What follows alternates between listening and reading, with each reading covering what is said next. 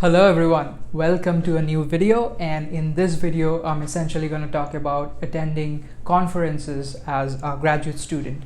So I am in astronomy, and as mentioned in my previous videos, I study astronomy as well as I do a lot of instrumentation, which means in order to do good astronomy you need better instruments. So there has to be someone who takes care of building those instruments and building all the back end, which essentially allows you to do astronomy.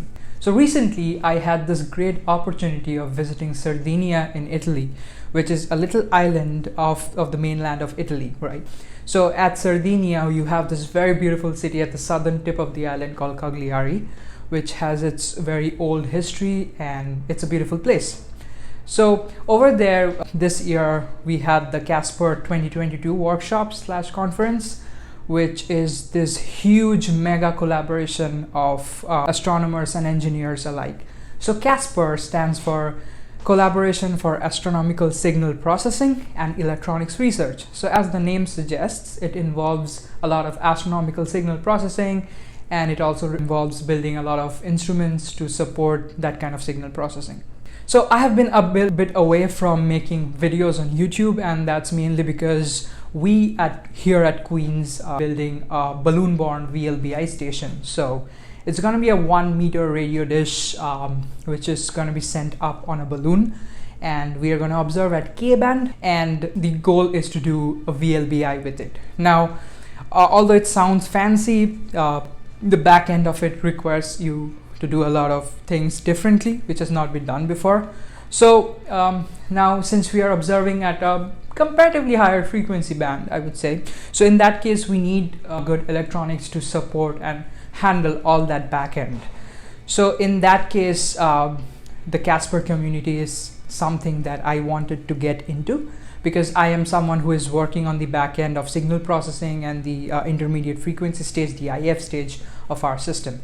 Also my other colleague, he's working on the front end, doing a lot of the receiver design. So as I mentioned earlier, we'll be doing VLBI, that is very long baseline interferometry, with our balloon, which means that we need to partner with a large ground-based telescope dish in order to get the correct SEFD values. I could go for details into what these specific terms are. I'll be happy to do that if you guys comment down below.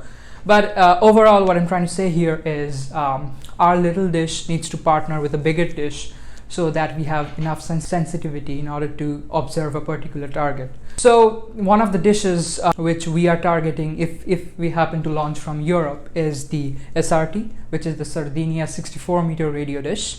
And the other one would be the 100 meter Effelsberg dish at Germany, right?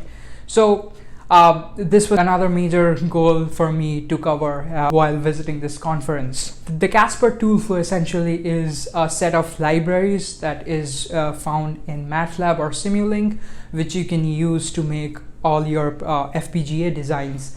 So FPGAs are specialized computers on which you can run your own code, and you can program them to do a very specialized task. Now that you guys have a fair bit of idea as to what the goal was to go in this conference or this workshop and what to learn from it, now I can go on to say how you as a graduate student in astronomy or any field in that matter of fact can go to such conferences in future, right? So firstly, I would say these all things matter on the kind of work you're doing. Or let's say you have worked on a particular paper and you want to publish it. A great way of doing that is actually going to a conference. Here are the benefits that I feel that you get when you go to a conference. Is number one, you put your work in front of a lot of the people in your own community, in your research community, which means you get a lot of good feedbacks on your work. You also get a lot of improvements, a lot of new ideas on which you can work in the future, and all of that good stuff. So I think overall this really helps you as a researcher and puts you in the forefront of your community, right? So the goal for me was kind of the same. I wanted to go out there, I wanted to show my work to people and get feedback. Although we feel that we are very much in our initial phases, but it's always a good idea to keep your work in front of everyone and get feedback on it. So overall, I feel that it's really important if you get such opportunities. Talk to your professor, talk to your supervisor, tell him or her hey, like there's a good conference coming up, I feel that our work needs to be put out there, and I'm pretty sure he or she will approve it. That's how everyone does, right? So my experience was very amazing. I not only got to learn a lot about my field, which is signal processing, which is hardware designing, and a little bit of astronomy, but I also got to learn about a new culture, about a new place, because a conference usually goes on for, let's say, like workshops like this essentially goes on for a week. So it's Monday to Friday, right? So that gives you enough time to explore and know about a particular place, which is always good. And the more you travel, the more you grow as a person. You get to know about different cultures in the world. So it's been a very enriching experience, and Sardinia is a very beautiful place, as you can see from all the clips that I've been showing you. If you guys noticed, I talked about a bunch of new concepts, a bunch of new terminologies in my video, which involved stuff to do with a lot of instrumentation and a lot of astronomy.